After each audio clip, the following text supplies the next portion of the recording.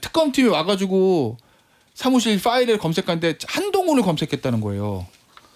근데 얼핏 생각하면 왜냐면 이제 파일 검색해가지고 키워드 검색해가지고 찾아내니까 영장과 관련 있는 거. 근데 2022년 공천은 한동훈은 상관이 없죠. 검사장일 때잖아. 법무부 장관 때도 아니고. 네. 그럼 한동훈이 공천과 관련 있는 건 2024년 총선 공천이잖아요. 그렇죠. 비대위원장으로. 왜 특검팀은 한동훈을 검색하고 이준석 의원은 왜 거기에 발끈했을까요? 모르겠어요. 아 모르긴. 박원석 의원님이 몰라요? 아까 얘기 잘 하시더라고요.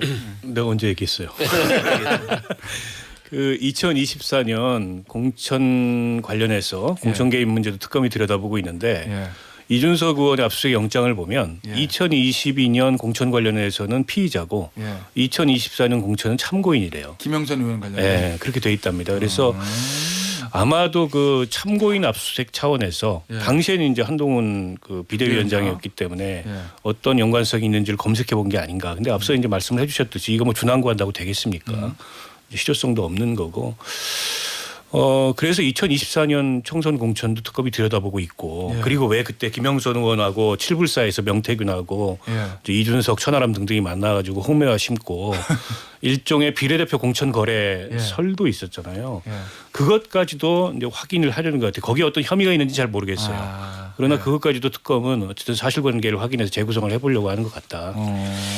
근데 칠불사 회동 같은 경우에 여러 가지 우스꽝스러운 일이 있기 때문에 네. 우리가 문제 삼는 거지.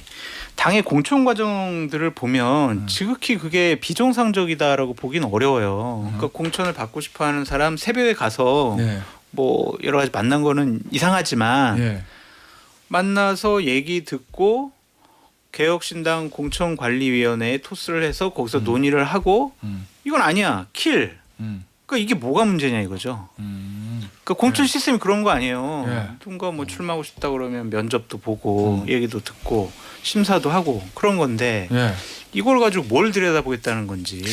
근데 이게 문제가 저는 이제 알려주세요. 왜 24년 칠불사의 한동훈이 검색으로 나왔냐. 네. 그러니까 말씀한 대로 장타차님 말대로 아니 뭐 개혁신당에서 이준석 의원이랑 천하람 의원이랑 그거 뭐 심사하는 게 뭐가 문제냐. 문제 아니죠. 다만 칠불사에서 누구랑 있었어요? 명태균 씨랑 있었잖아요. 아 오늘 명태균 씨 소환인데? 아니 그러니까 명태균 씨랑 있었던 게 문제예요. 네. 명태균 왜? 씨가 왜? 김영선을 공천받게 하려고 그 전에 했던 행위들은 김건희와 또 그 이쪽 윤석열 전 대통령 부부 측에게 다시 공천받게끔 하려고 노력을 하다가 그 실패로 돌아가니까 결국에는 개혁신당 쪽으로 돌아가는 거 아니에요. 그러면 이 과정에서 한동훈 전 대표와의 어떤 여러 가지의 관계성이 있지 않았냐. 연관성이. 왜냐하면 당시 비대위원장이 했을 때는 그래도 뭐 좀 그 용산하고 사이가 뒤틀어졌다 하더라도 그 한 소쿨에 있었잖아요. 김건희. 같은 당이다. 네, 뭐 이런 같은 말씀. 당 안에 네. 있었고 그래서 그때 한동훈 전 대표가 뭐 공천을 쳐냈네 그 김건희의 어떤 여러 가지 문자 속에서도 뭐 여러 가지를 이겨내면서 갔다 이런 의지가 있었고 그러면서 명태균 씨와 저기 한동훈, 이준석 이 관계성들을 한번 무슨 관계로 연관이 돼서 김영선까지 이르렀냐 저는 한번 특검을 그걸 들여다보고 싶어서 그런 거 같아요. 아니 그땐 당도 달랐잖아요. 한동훈하고. 근데 뭘 당이 달랐어도 명태균이 연결고리죠. 명태균하고 한동훈 전 대표는 나는 명태균 전혀 몰라 이런 거잖아요. 그러니까 명태균과 한동훈은 직거래가 아닌데 그 한동훈과 명태균 사이에는 김건희, 윤석열 부부가 있었죠. 근데 그때 보면은 자 김건희- 윤타짜가 서타짜를 지그시 바라봅니다. 괜한 말씀하신 것 같아요. 왜요? 전혀 근거가 없는 얘기. 아니 근거 없는 계속 그런 얘기를 거를 했고 그런 거를 특검이 쳐다보는 거죠. 그러니까 특검이 아니시잖아요. 그러니까 그게 아니, 아니라고. 분석을 하는 거죠. 전혀 그럴 리가 없다. 아까 이건 딱 당시에 잘라서 얘기해야 돼. 더 얘기할 필요가 없죠. 저는 그 정당의 공천이라는 게 밖으로 다 공개할 수 없는 여러 이제 사정 우여곡절이 있어요. 예. 그러나 저런 비정상적인 모습도 정당 공천의 단면이라고 얘기할 수는 없다고 봅니다. 칠불사에 가서 정당 관계자가 아닌 정당 외 관계자 브로커죠. 그 사람과 함께 앉아서 비례대표 공천 여부를 논하는 게 정당 공천 프로세스에 있을 수도 있는 일 저는 그렇게 생각하지 않아요. 그건 마치 이준석 그 의원 쪽에서 아니 당대표가 업무방해를 했다는 게 말이 돼? 라고 항변하는 거하고 비슷한 거예요. 당대표가 업무방해 할 수 있어요. 이게 신입사원 채용하는 거하고 비슷한데 채용 기준과 원칙과 프로토콜 절차라는 게 있는데 그거 건너뛰어서 외부인의 영향력을 그냥 묵인하고 방조해서 대표이사가 그걸 받아들이면은 당연히 그건 일종의 이제 배임이 되고 업무방해가 되는 거죠. 예. 근데 마치 그런 것처럼 구태 정치에서는 그런 모습이 있을 수 있어요. 근데 개혁신당이라는 게 어떤 정당입니까? 기존의 정치권 부퇴하고 선긋겠다고 얘기해놓고 자기들이 칠불사에서 명태균하고 김영선하고 회동한 건 있을 수도 있는 일이다. 그런 말이 어디 있어요 세상에. 그때는 뭘 제보를 하겠다라고 그래가지고 만난 거잖아요. 그게 거래잖아요. 김건희. 제보가 아니고. 자, 거래? 솔직히 자, 거래를 알겠어요. 제안한 거잖아요. 그걸로 알겠어. 비례대표를 조건으로 네. 거래하려고 했던 거잖아요. 근데 그걸 거래라고 볼 수도 있고 그냥 가서 얘기나 들어보자라고 할 수도 있고 상식적인 그 정상적인 면접은 아니죠. 면접은 당연히 그냥 뭐 당사에서 보기도 하는 것이고 당사 찾아오면 만나기도 하고 공간이 넘기고 그런 건데 예. 가서 칠불사까지 간 거는 이상해요. 저도 이상하다고 말씀드렸잖아요. 근데 그게 법적으로 어떻게 처벌할 거냐. 아니, 그거에 그러니까 대해서 아니 뭐 특검이 수사한다고 다 법적으로 처벌하는 건 아니에요. 당시 상황을 처벌하려고 아니지. 지금 수사하는 지금 거잖아요. 피의자가 된 거는 2022년 그 당시 국민의힘 대표 시절에 예. 윤석열의 공천 개입을 방조한 것에 공범으로 피의자가 돼 있는 거고 24년 총선은 참고인으로 들여다보는 거예요. 그 상황을 재구성해 보기 위해서. 그러니까 그냥 들여다보고 그냥 그렇게 그냥 오 이랬구나라고 자, 그러면 끝내려고 한 거예요. 그건 아니죠. 아니잖아요. 24년 총선 공천에도 김건희 윤석열의 개입 여부가 있는데 네. 예. 그거를 당시 김영선이 들고 가서 네. 뭘 하려고 했다니까 그 상황이 뭔지를 특검이 볼 수 있죠. 볼 수 왜 있는데 그걸 못 봅니까? 아니 근데 그게 뭐가 문제일까라는 네. 생각이 드는 거예요. 아, 알겠습니다. 자, 어쨌든 앞서 나온 얘기 정리를 해드리면 어쨌든 2024년 공천에서 한동훈 당시 비대위원장의 김영선 컷오프, 거기 꼬질라던 원래 잘했던 김상민 컷오프 요거는 했다. 예, 그리고 그 얘기 아까 이제 윤타짜가 하고 싶었던 얘기인 거고. 그러면 이러면 이준석 의원 위험해요? 그 지금 뭐 저 민주당에서 뭐 윤리특위 뭐 젓가락 그것 때문에 위험하다는 게 정치적인 위험과 법률적인 위험으로 나눠서 봐야 되겠죠. 네. 정치적인 위험은 국회에 제명안이 올라왔을 때 여야 합심해가지고 예. 처리한다라든지 아니면 체포동의안 왔을 때 처리한다라든지 예. 그런 위험이 있는 것이고 또 법률적인 위험도는 기소 당할 거냐. 예. 그러면은 지난하게 한 2, 3년 정도 계속 변호사랑 상의하고 법정 나와서 항변해야 예. 되고 그거잖아요. 그런 차원이라면 위험도가 있다라고 봐야 되겠죠. 그런데 내가 궁금한 게 민주당에서 그러면 진짜 간대요? 이준석 의원 제명안? 네. 아 진짜? 네, 그 부분에 대해서는 논의를 하겠다는 의지가 강하고 예. 그다음에 6대6으로 맞췄잖아요. 어? 그 징계 위원들을 윤리위원회? 윤리위원들을 6대6 아니에요? 예. 6대 6. 6대6. 예, 6대6. 그러니까 민주당 6, 국민의힘 6을 주고 예. 그렇게 해서 간다는 것은 사실상 제명까지도 고려하고 가는 자 거예요. 그러면 만약이에요. 윤상현 의원이든 이준석 의원이든 뭐 체포동의안 올라오면 민주당은 전혀 찬성한다? 그렇죠. 오. 왜 그러냐면 특검을 발의한 정당에서 예. 그 특검에 대한 수사 요청 체포 동의안이 들어오면 그걸 왜 반대해요? 자, 논리가 그럼 안 맞잖아요. 하나 더. 그럼 이준석 의원 제명안 올라오면 찬성한다 민주당? 찬성하죠. 자 그럼 여기서 근데 체포동의안은 이제 가결이 되는 건데 제명안은 부족하잖아요. 한 8표가. 8표가 더 부족하겠구나. 왜냐면은 개혁신당은 2표 빠질 테니까 3표. 국민의힘은 어떤 선택할까요? 이준석 의원. 국민의힘한테 달린 거라니까. 아니, 제명안은 그렇죠. 체포동의안은 뭐 국민의힘 할 수 있는 게 없고. 10표 이내로 동조하면 되는 거 아니에요? 한 10표 정도. 11표, 12표. 국내임 10표. 107표 중에 예. 한 10표라고 치면 예. 그 정도 이탈은 가능할 수 있다고 예상하는 게 합리적이지 않을까요? 아니 근데 진짜? 저는 와, 네. 이게 제명 사유가 돼요?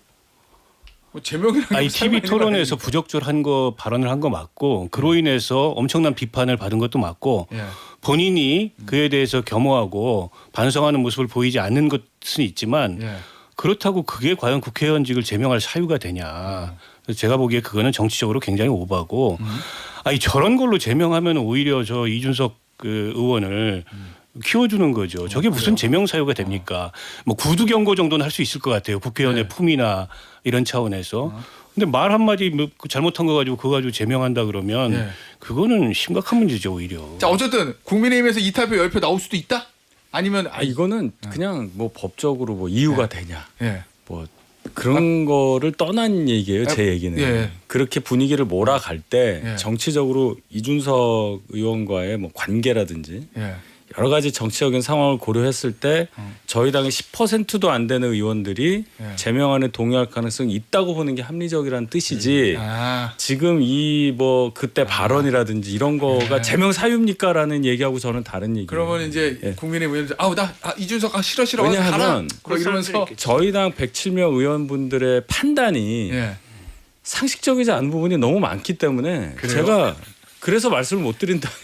이렇게밖에 얘기를 못 한다는 거예요. 근데 좀 그렇잖아요, 지금. 맞아요. 알겠습니다. 우리 말씀한 대로 국민의힘 그 의원들 중에 합리적인 판단을 할지 안 할지 그거는 모르는데 10% 정도면 합리적 판단을 안 하는 사람도 있겠죠. 뭐 저희 당도 마찬가지일 수도 있고요. 근데 다만 이준석 의원의 발언 자체를 가지고 제명까지 가는 건 저도 과하다고 보지만 예. 정치 영역이라는 게 그런 거예요. 정치라는 게 그런 상황에 처했을 때 예. 정치적으로 엮이면 정말 납득이 안 되는 상황에서 거기 제명까지 갈 수 있는 상황에는 직면했다. 자, 김건희 특검에서 이준석 압수수색 2번 하지 않았습니까? 2번 했죠. 예, 특검은 지금 뭘 보고 있냐?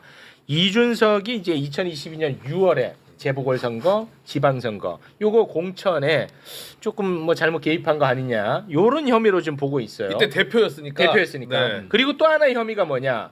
이준석 대표가 당시 대표, 이준석 대표가 그 수돗물 먹는 수돗물 먹는 김영선을 주 그 프랑스 대사로 보내려고 했다라는 혐의가 또 하나가 있어요. 아 그래요? 예. 주 프랑스 대사. 요거는 처음 듣는 얘기인가요? 네, 저는 초면인데요. 아 그렇습니까? 네. 명태균 씨의 기사를 하셨던 분, 운전기사. 운전 기사를 하셨던 분이 관련해서 또 진술한 게 있어요. 아. 잠깐 좀 보고 갈까요?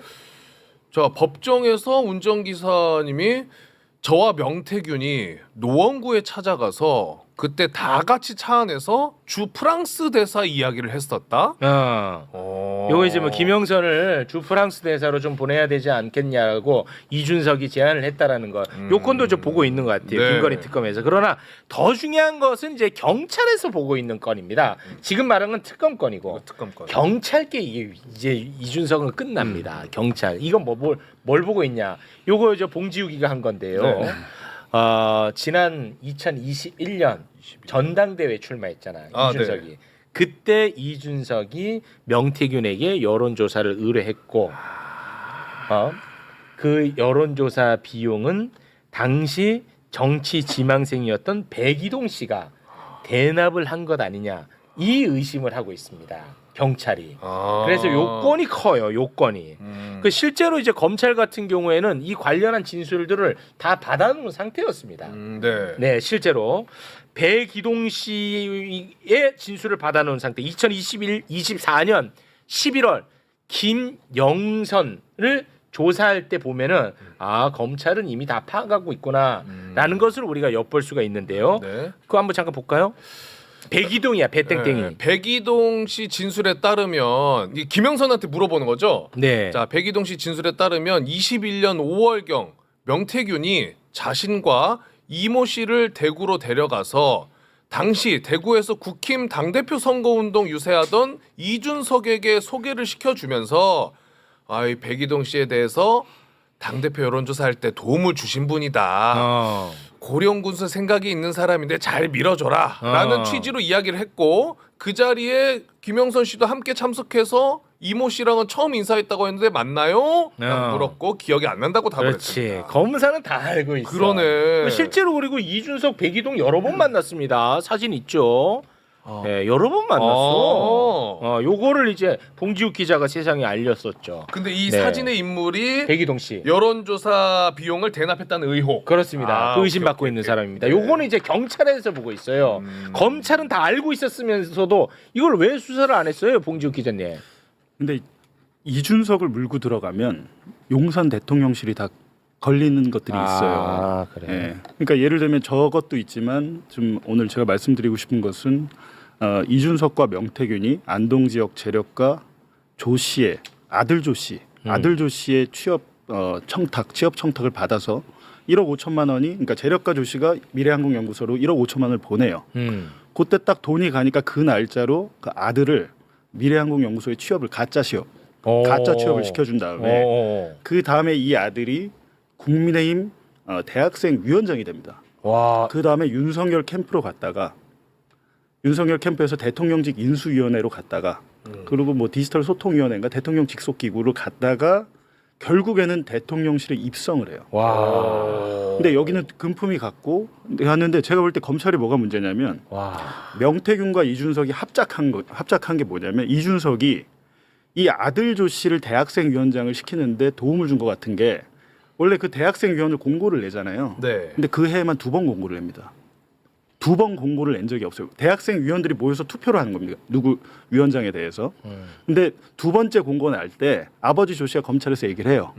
공고가 나와가지고 우리 아들 찍어줄 사람들을 내가 모집했다. 그러니까 모집할 기간이 필요했다는 그렇죠. 거죠. 그러니까 우호적인 표를 확보가 필요했고, 근데 이 아들은 대기업 그냥 몇 개월 다니다가 나와서 정치 경험도 없고 아무것도 없는 사람인데 처음 입성을 국민의힘 대학생 위원장을 합니다. 그 당시에 당 대표가 이준석입니다. 그렇죠. 그게 핵심입니다. 그러니까 우리가 그 국민의힘 관계자에게 물어봤을 때 그렇게 2번 낸 적은 처음이고 당 대표가 그걸 모를 리는 없다라는 게 국민의힘 내부 그 당직자의 얘기예요. 네. 그러니까 그렇게 해서 대학생 위원장 만들고 결국엔 용산으로 갔는데 돈까지 갔는데 검찰이 어떻게 수사를 하냐면 이 부분에 대해서 무혐의 처리해 버립니다. 무혐의 처리해 버려요. 왜? 왜냐하면 보세요. 대통령실 갔잖아요. 사건이 복잡해지는 거예요. 취업이 성공했잖아요. 근데 당시에 검찰이 어떤 논리를 내세웠냐면 이 사람이 돈이 간 시점과 실제로 취업을 한 시점의 차이가 너무 많이 난다. 제가 쭉 말씀드렸잖아요. 단계를 밟아갖고 취업을 했잖아요. 네. 빌드업이 다 돼 이 있는데. 시점이 너무 차이가 난다라는 이유로 무혐의 처리를 해서 끝나버려요. 그러면서 이제 대통령실과 연결돼 있기 때문에 제가 볼 때 이걸 덮은 것 같은데. 근데 검찰이 수사 기록을 저희가 보니까 이준석의 협조 없이는 이루어질 수 없는 일들이거든요. 그렇지. 근데 이게 뭐가 문제냐면 만약에 지금 뭐 아까 말씀하신 거지만 2022년에 본인이 당 대표 될 때 여론조사를 공짜로 받은 것도 있죠. 근데 하지만 지난 총선 22대 총선 앞두고 2024년 한 11월 경에 명태균 씨가 또 한 3-4번 정도 해줍니다. 이준석이 노원의 아들이라고 했잖아요. 네. 노원의 아들이 나갔을 때 어떻게 되나 해줘요. 택도 없이 지는 결과가 나온 거예요. 그래서 옮겼구나. 그러면서 옮기는데 그냥 노원의 아들만 한 게 아니고 대구 지역에서 천하용인이 출마했을 때 경쟁력, 개혁신당을 새로 만들었을 때 경쟁력 모든 걸 명태균이 거의 맞춤형으로 다 해줘요. 제가 이제 그걸 명태균 씨한테 물어봤죠. 이거 왜 준 거냐? 돈 받은 거냐? 말 못합니다. 말 못해요. 그럼 이준석이 잘한 거지. 그래서 제 생각에는 동탄으로 움직인 이유가 저는 그것도 명태균이 맞춤형으로 그 분석을 해줬다라고 생각을 하는 거예요. 그럼 잘했네. 실력은 있네. 근데 그런 부분은 실력이 있다니까요. 그런 부분은 있네 또. 근데 이준석이가 맨날 무슨 뭐 공정 얘기하고 맨날 뭐 특혜는 안 된다. 맨날 이 얘기했잖아. 네. 근데 그 국민의힘 대학생 위원장에 명태균의 부탁으로 재력가 아들을 꽂아 넣어준 것 같은 느낌이 들잖아요. 근데 그 아버지가 1억 5천만 원을 건넬 때는 이유가 있었을 거 아니에요. 명태균이 누군지 알았겠습니까 처음에는. 근데 명태균이 보니까 이준석을 막 불러요. 전화도 그냥 편하게 하고 행사장에 세명일보라는 그 대구 지역 그 지역 신문에 이준석 당대표가 막 당선되자마자 옵니다 거기에. 그러니까 얼마나 놀래요. 이 사람 진짜 실력자구나. 명태균에 대한 실력을 보증하는 역할을 이준석이 해준 겁니다. 네. 근데 그 뉴스타파 보도를 보면은 명태균이 이준석한테 이 재력가 아들 조모 씨를 대학생 위원장으로 만들어야 된다라고 이야기했다는 제보가 있더라고. 네. 뉴스타파를 네. 보면은 제보까지 있어요. 이준석에게 명태균이 부탁을 했다라는 제보가 있어요. 근데 결과론적으로는 실제로 됐고 대학생 위원장이 됐지 실제로. 근데 이 부분에 대해서 이제 두 가지가 있는 거잖아요. 여론조사를 공짜로 받은 것 플러스 지금 취업 청탁이 있는 건데 이건 돈이 오갔기 때문에 알선수재가 될 수 있겠죠. 국민의힘 당 대표였으니까. 네. 자 그리고 오늘 뭐 녹취 하나 갖고 왔다면서요? 그리고 어젠가 그 명태균 씨가 그 특검에 출석하면서 네, 갑자기 저를 부르더라고요. 맞아. 왜 봉지 웃기지 않았냐고. 제가 웬만하면 여태까지는 명태균의 많은 범죄 혐의점을 비판하고 보도를 하면서도 저는 사실 저도 압수수색받고 해봤기 때문에 명태균 씨의 부인과 그 딸 3명, 세 딸들을 생각해서 제가 크게 이렇게 비판이나 비난을 하지 않았습니다. 근데 가만히 있는 저를 자꾸 건드리더라고요. 이렇게 되면은 이렇게 되면 얘기 달라지지. 이렇게 되면 저도 뭐 맛배기로 오늘. 맛보기가 있습니까? 왜 맛배기가 뭐냐면 명태균 씨의 변호인 중 한 명이 잘 들어. 명태균 명이- 씨의 변호인 중 한 명. 한 명 이준석이 보면 이렇게 보시면 돼요. 첫 번째 저 요거는 처음 얘기해 드리는데 이준석의 그 박유화 비서관이라고 있어요. 이준석. 네. 거의 한 왼팔 정도 됩니다. 명태균의 폰을 검찰이 포렌식을 했어요. 딱 압수수색할 때, 그러니까 압수수색 당시까지 사용하던 폰을 했는데 이준석의 통화 내역도 몇 차례 나오지만 박유화 비서관과의 그 통화 내역이 엄청 많이 나왔어요. 누가 박유화랑 통화했던 명태균이 네, 나왔어요. 근데 그 시기에 명태균 측에 이준석의 변호인이 붙습니다. 근데 그게 누구냐?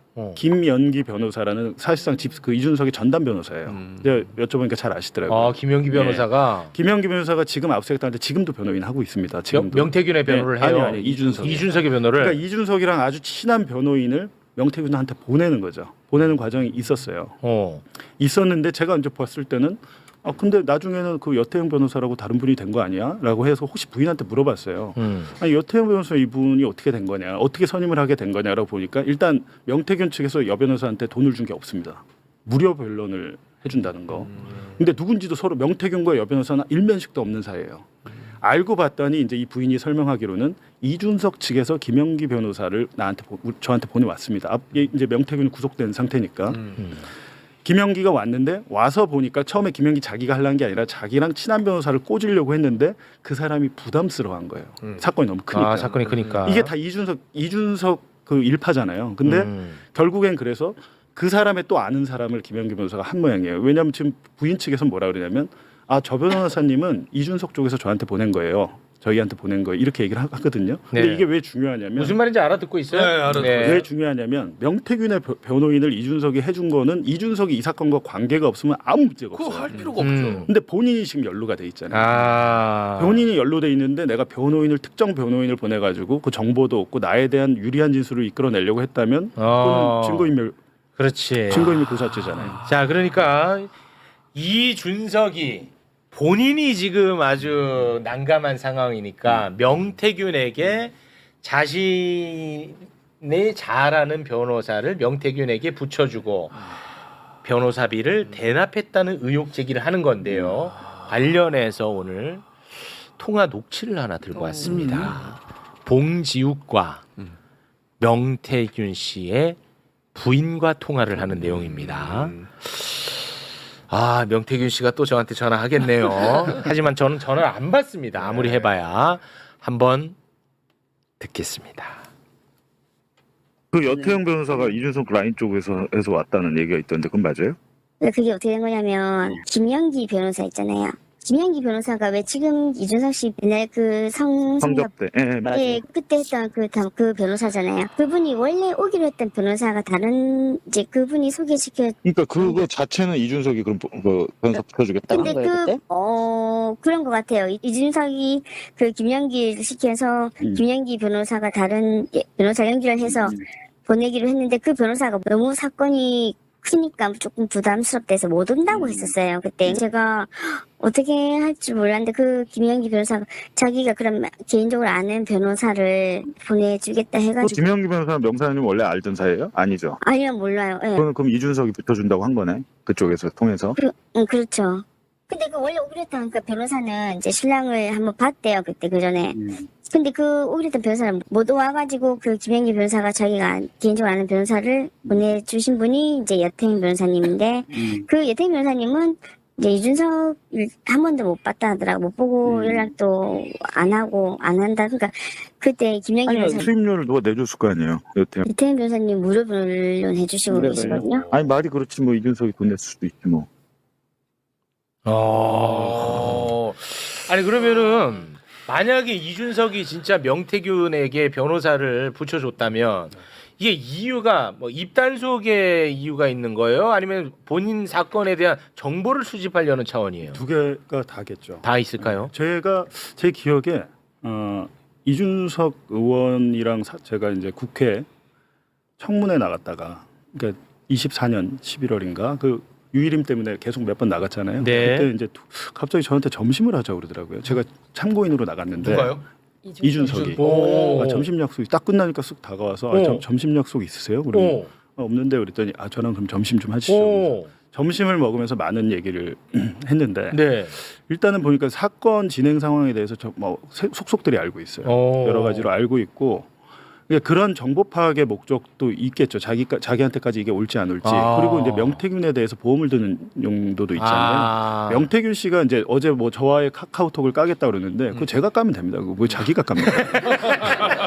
뭐 대단한 거라고. 제가 명태균 씨한테 몇 번 물어봐요. 아니 왜 이렇게 어린애를 이렇게 감싸냐? 이 문제 있느냐? 이준석을 왜 이렇게 감싸냐? 네. 그랬더니 대답을 안 합니다. 카카오톡에서 대답을 안 해요. 지금 여러 가지가 있지만 명태균 씨 입장에서는 만약에 변호인을 보내서 자기 무료 변론을 받게 해줬다면 그건 고맙잖아요. 여러 가지로. 근데 그런 측면이 있는 거예요. 그래갖고 제가 볼 때는 여러 가지도 있지만 요 변호사비 대납 요것도 네. 제가 이제 법률적으로 물어보니까 증거인멸 교사 플러스 내가 여론조사 공짜로 받은 거 있잖아요. 네. 그럼 범죄 수익 은닉. 와, 이건 좀 커진다. 이준석. 왜냐면 이준석 커져. 윤석열도 김성훈이랑 얘네한테 자기 변호사 붙여가지고 네, 맞아요. 그거 있었잖아요. 내가 그래서 계속 얘기했잖아. 똑같은 이준석은 거네. 작은 윤석열이라니까 그러네. 똑같다니까. 행동이 똑같네. 윤석열이랑 진짜. 똑같다고 보시면 돼요. 그죠?